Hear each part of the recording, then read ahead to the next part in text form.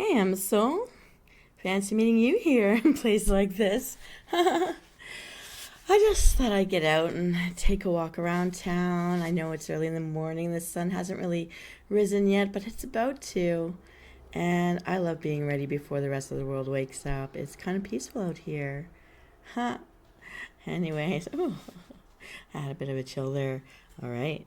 Well, I thought since we're standing out here admiring the urbanscape from a nice kind of fenced in park area, I thought I'd just pick up a little something to drink and think about pop culture. And I wanted to share a bit with you. So I'm just going to hit you with some questions you never thought to ask. Maybe you've wondered, maybe not. But now you're going to know. How did Clark Kent get his name?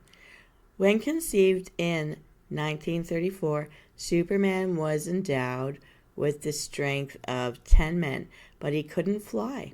After being turned down by 15 syndicates, the Man of Steel took to the air and he acquired the needed strength to become a super legend.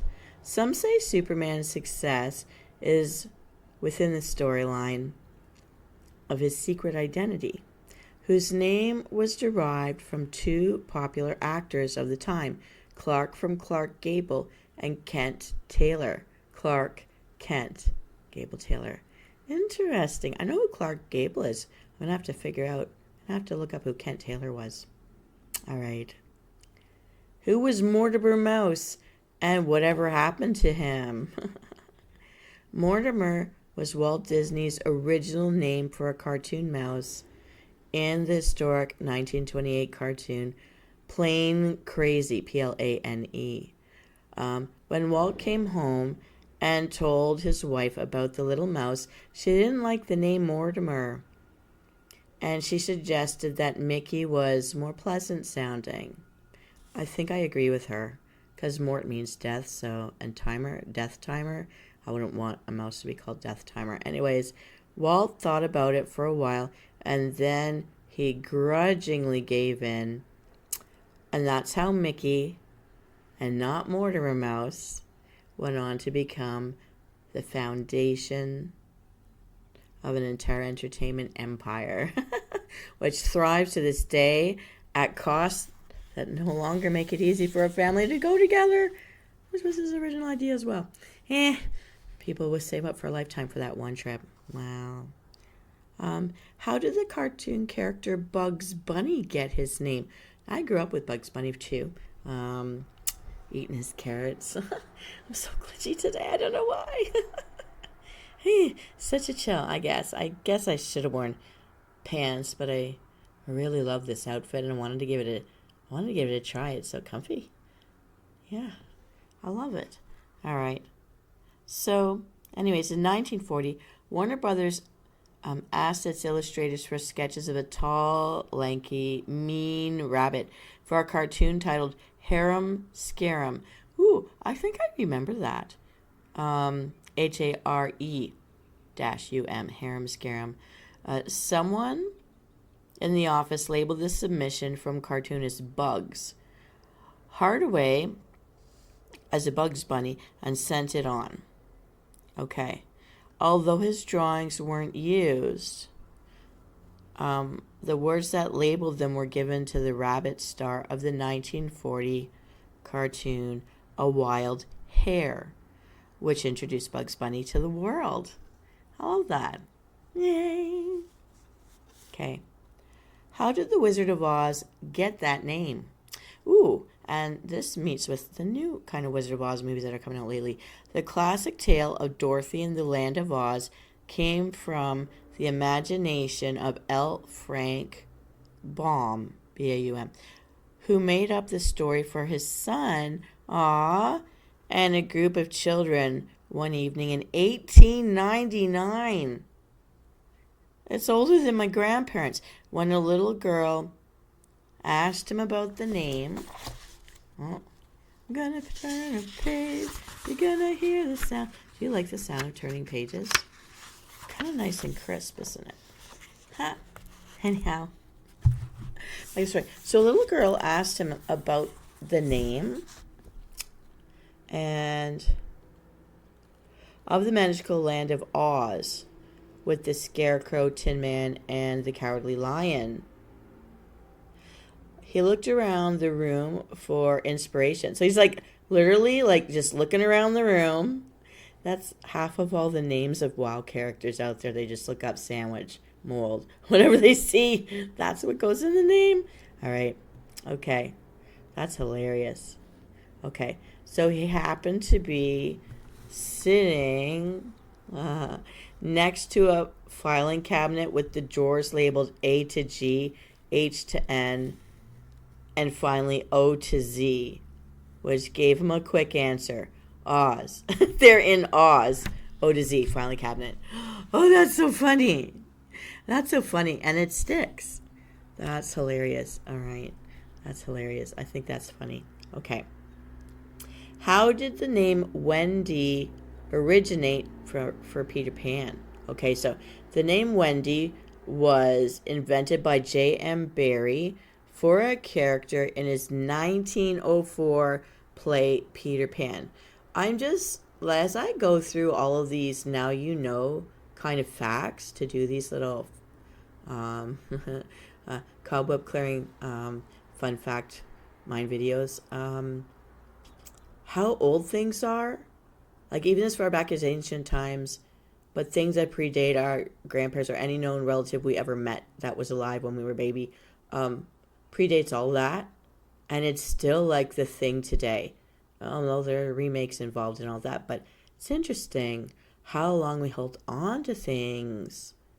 Interesting. Okay, so the poet W.E. Henley, a close friend of Barrie, had a 4-year-old daughter, Margaret, and because of her father always referred to Barrie as friend, she would try to imitate him by saying "fwend" or "fwendy Wendy." Oh, that's so cute. Sadly, Margaret died, at the age of 6, but her expression lives on in Peter Pan and all the Wendy's that have followed. Oh, that's so sad, but so sweet and endearing that when this tiny little girl passed, he wanted to commemorate her in some way everlasting. I'm taking a moment. Okay, everybody, if you haven't hydrated yet, please do. Please join me in a little drinky poo. I have my tall glass here. I'm actually going to hydrate right now. To your health and mine, I raise my cup. Chin chin. Okay. That moment, it too shall pass. All right, let's go on to pop culture. You're going to know it now if you never wondered before. Okay, have you ever wondered how Cinderella could have walked in a glass slipper? I'm assuming it would have been okay, but if you crack it, you're really in trouble. Okay, so the story of Cinderella was passed along orally for centuries before it was ever written down by Charles Perrault in 1697.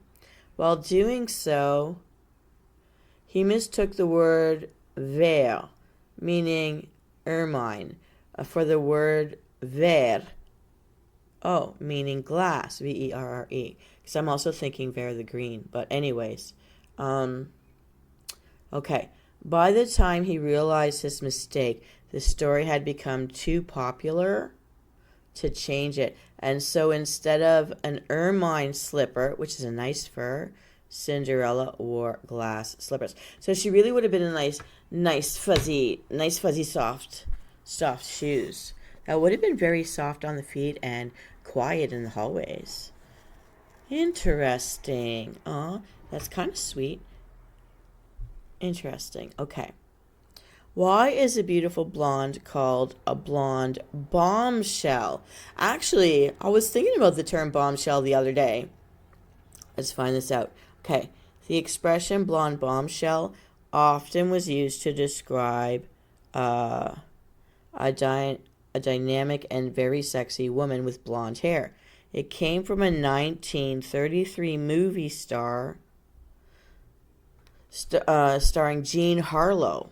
I have heard that name. Hollywood first titled the film Bombshell, but because it sounded like a war film, the British changed the title to Blonde Bombshell.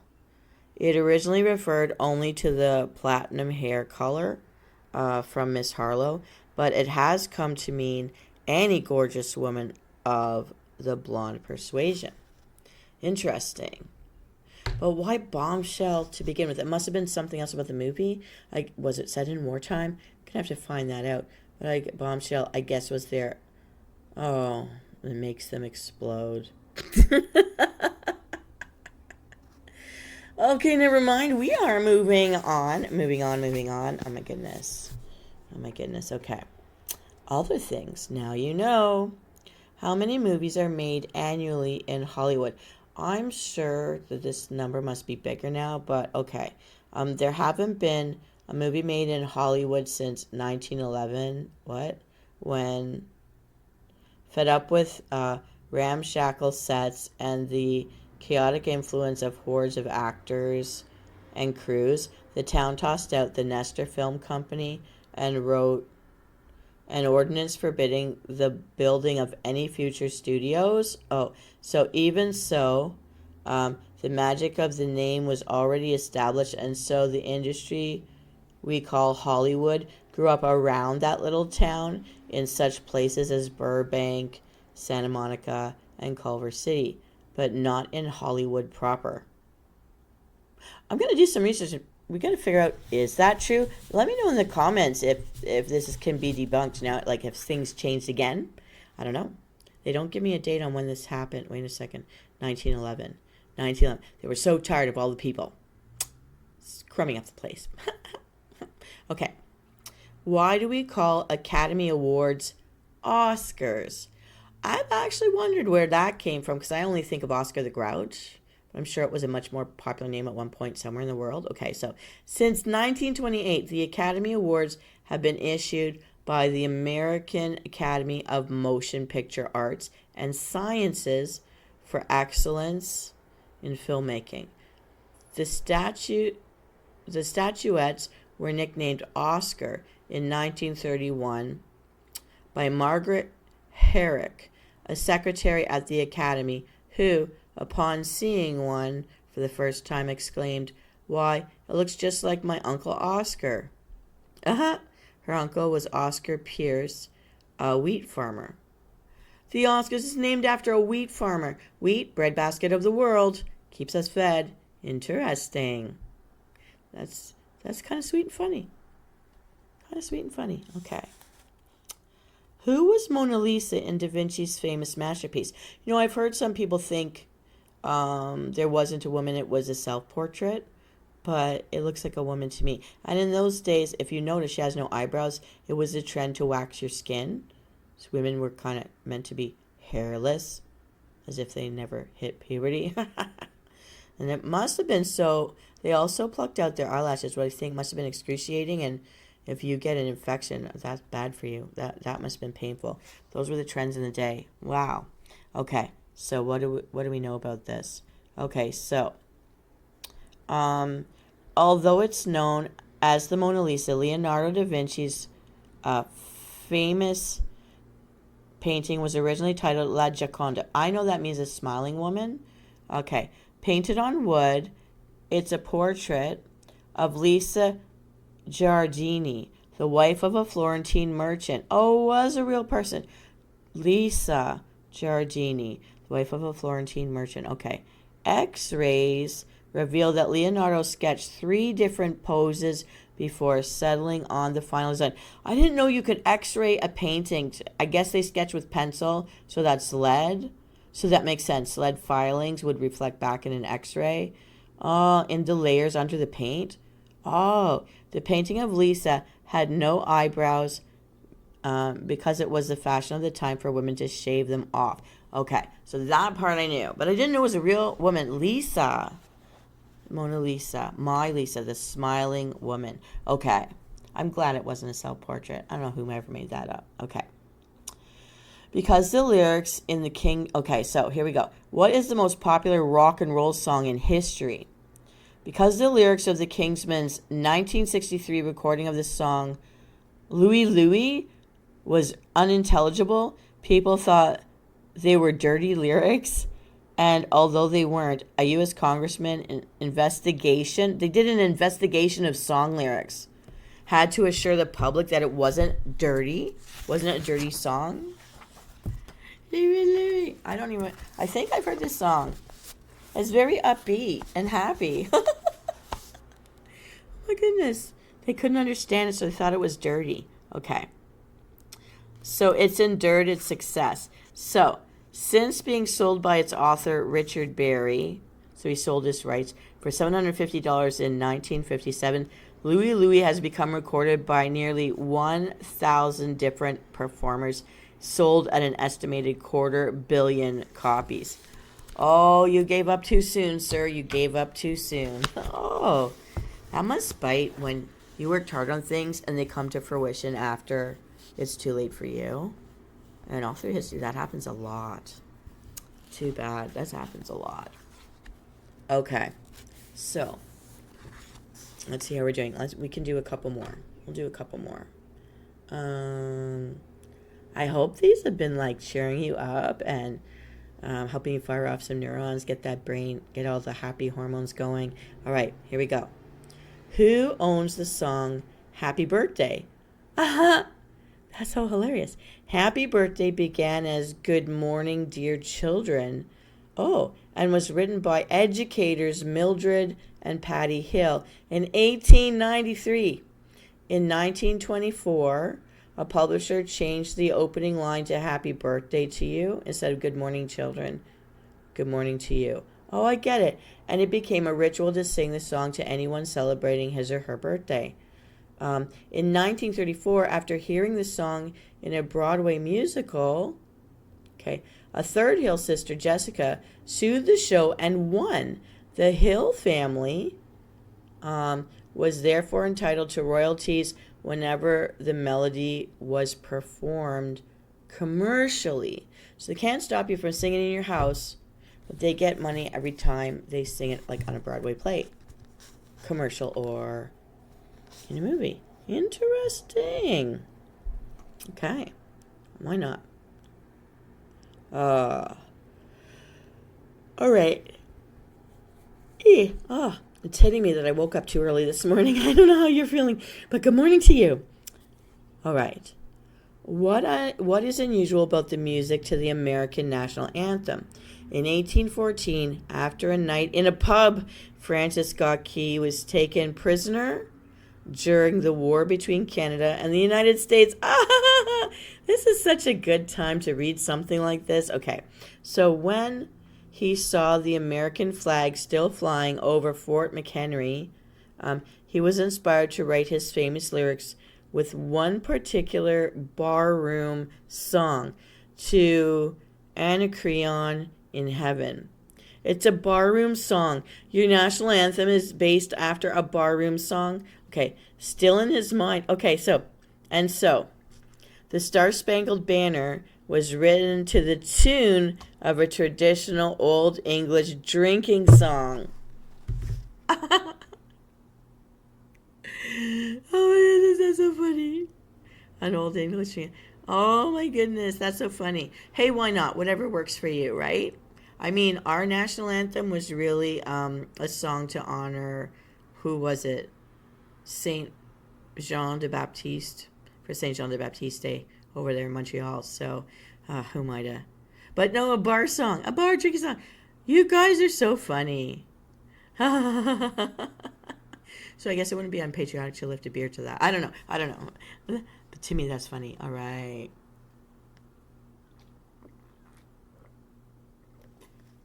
Ours is from a religious parade. Yours is from a pub.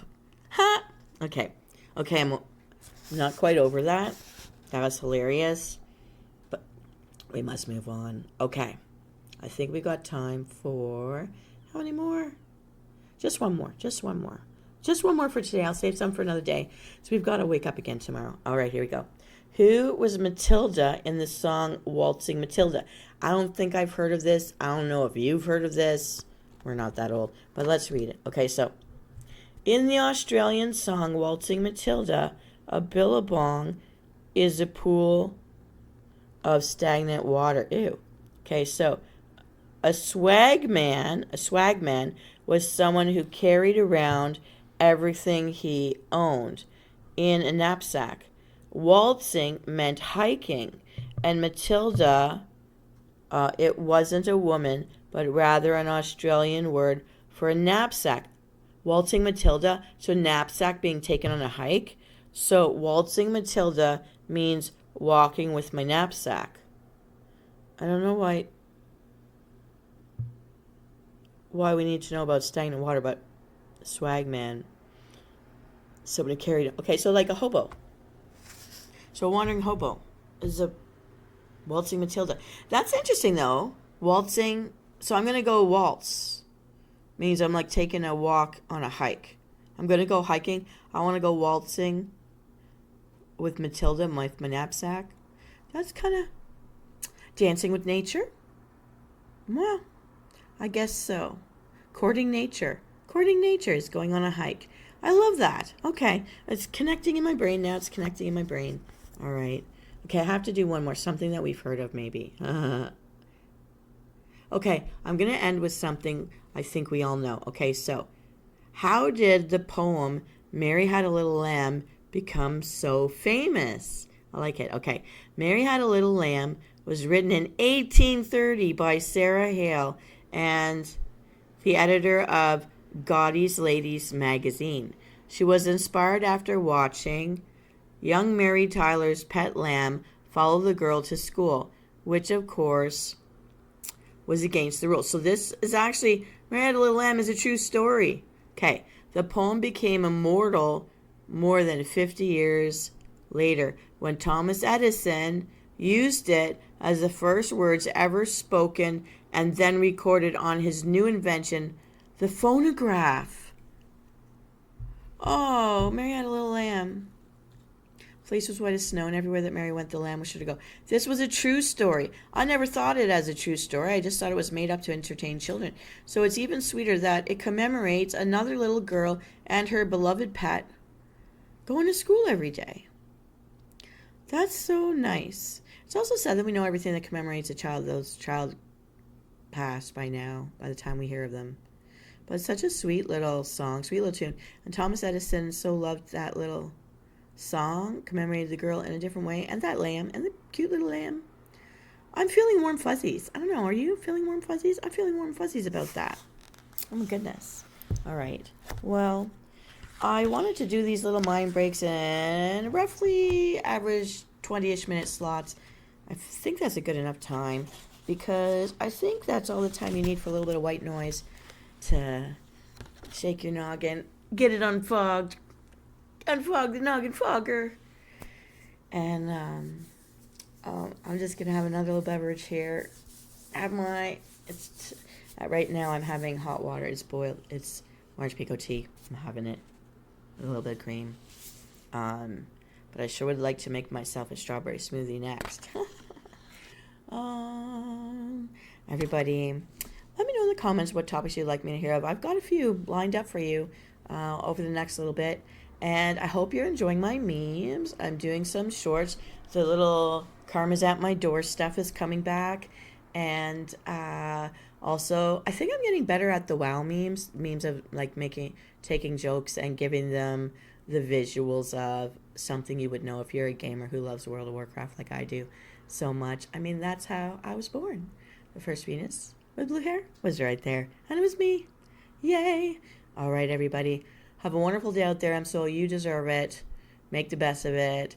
May you have a peaceful day, a wonderful day, a happy day, a fun day. And now, you know some new facts for things we've heard of all our lives and never knew where they came from, whether you ever wondered or not. I'm sure we did for many of these things over time, at least once or twice in passing. And now you've got new points of conversation with new people out there. Keep it interesting, everybody. And this is Venus Callida signing off. I'll see you next time.